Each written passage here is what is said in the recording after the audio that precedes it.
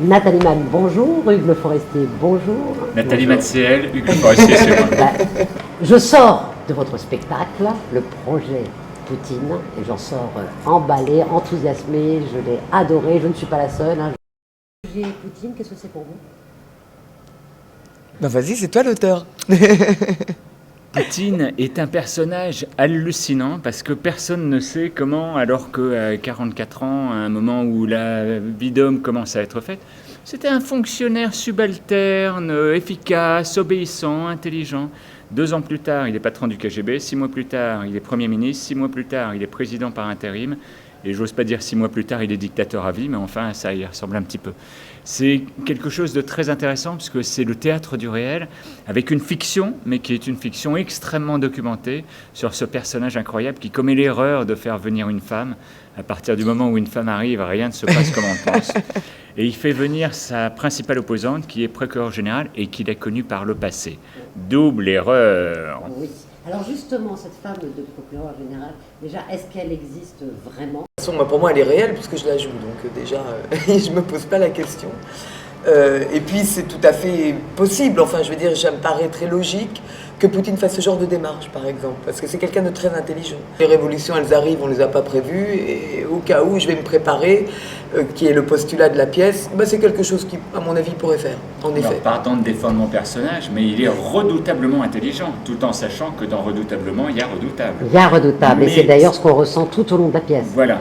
Le côté menaçant en permanence, qui d'ailleurs nous noue assez les tripes. Froid, coupant, bien sûr, mais c'est aussi quelqu'un qui sait analyser les situations et qui est très fort en psychologie. Et une de ses forces, c'est qu'il sait immédiatement trouver votre point faible et mettre le doigt dessus. Quand vous, Nathalie, vous avez fait ce personnage, vous avez évidemment puisé en vous, j'imagine, pour trouver cette fragilité, cette force. Est-ce que vous trouvez qu'il y a des points communs avec vous? Le point commun avec moi, c'est que je suis quelqu'un de très impliqué dans la vie, voilà, très révolté par l'injustice, voilà, j'ai un côté un peu militant peut-être, un peu, et c'est ma nature. En fait, c'est sûr que Hugues, quand il a écrit la pièce, il l'a écrit pour moi aussi, enfin, c'est-à-dire en s'inspirant aussi sans doute dans le personnage de ce que je suis moi, non? C'est une comédienne exceptionnelle. La forme de ce spectacle nous fait énormément penser à Brigade financière, que j'avais eu la chance de voir aussi, que j'avais tout autant adoré. C'est voulu? C'est pas impossible. Ouais. C'est pas impossible. Là, en l'occurrence, c'était vraiment marqué sur le fait que Times, Forbes, tout le monde dit Poutine, l'homme le plus puissant de la planète, on ne le connaît pas, on ne sait pas. Et quand on commence à connaître les gens, on les voit plus à hauteur d'homme.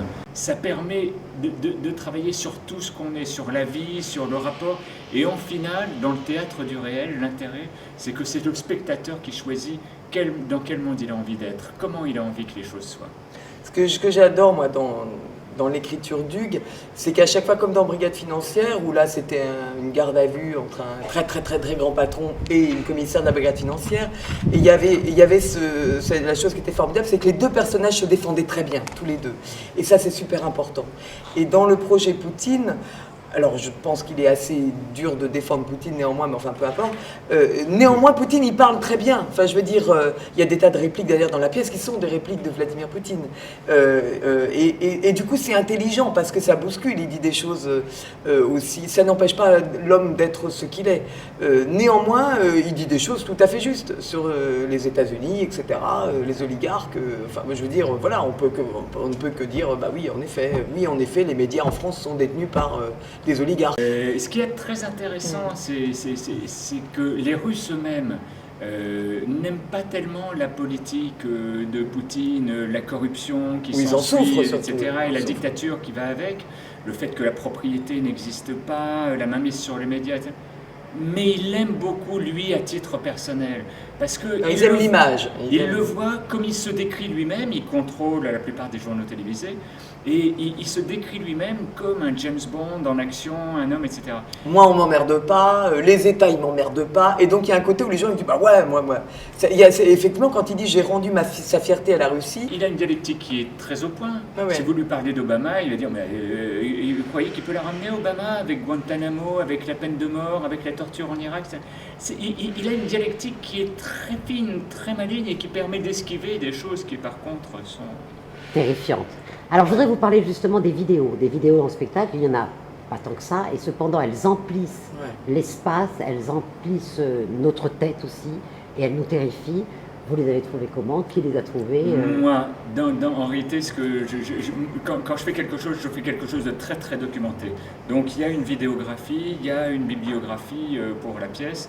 Et c'est vrai que là, on a même fait le choix de mettre des choses qui ne soient pas trop effrayantes, parce que des choses beaucoup plus effrayantes, il y en avait des encore plus dures. Les vidéos sont des respirations très très courtes, mais ça nous a permis, avec notre metteur en scène Jacques Descombes, qui est, je souhaite à tout le monde de travailler avec Jacques Descombes. J'allais y venir, Mais ça nous a permis avec lui de faire quelque chose sur lequel ça fait comme des petits rebondissements, sur lesquels justement par rapport à cette dialectique qui est formidable, ça le confronte à la réalité.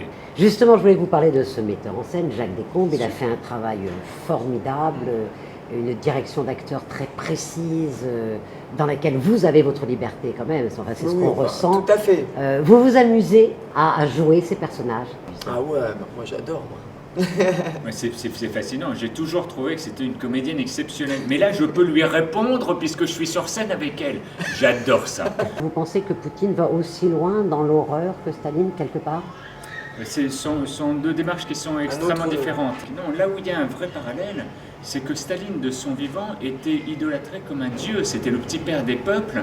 Et il n'était pas question d'enlever cette icône extraordinaire qu'était Staline. Il est malin, Poutine. Il est très malin. Il sait que l'avenir est très très différent du présent. Et je pense, et c'est une des choses qui m'a intéressé dans le personnage, je pense qu'il est intéressé non seulement sur ce qu'il fait là, où il veut remettre la Russie au centre de l'échiquier, ce qu'il a partiellement réussi, mais il pense aussi à l'avenir, et au sien. En tout cas, c'est un spectacle qu'on conseille, c'est conseil, le mot est faible, qu'on ordonne aux spectateurs d'aller voir. C'est à l'Artéfil, à 15h15, cela dure 1 heure, c'est un spectacle magnifique, on ne décroche pas une seconde, on est même dans une angoisse totale du début à la fin, je ne dirai pas pourquoi, je ne dévoilerai pas. Je vous remercie. Je ne veux pas vous contredire, mais ça dure 1h05 et c'est de votre faute parce que le public nous applaudit pendant 5 minutes et c'est tellement génial. Des applaudissements qui n'en finissent pas, c'est super. Sinon, ça pour serait une qu'une heure. création, c'était inespéré. On ne s'attendait absolument pas parce que vous avez écrit un texte, vous ne connaissez pas l'objet théâtral. Jacques Descombes lui-même ne le connaissait pas. On l'a découvert avec le public et on a un accueil extraordinaire, donc on est fou de joie. Voilà, donc courez vite, applaudir pendant 5 minutes au minimum Nathalie Mann et Hugues Le Forestier. Merci et à très vite. Merci. Au revoir. Au revoir.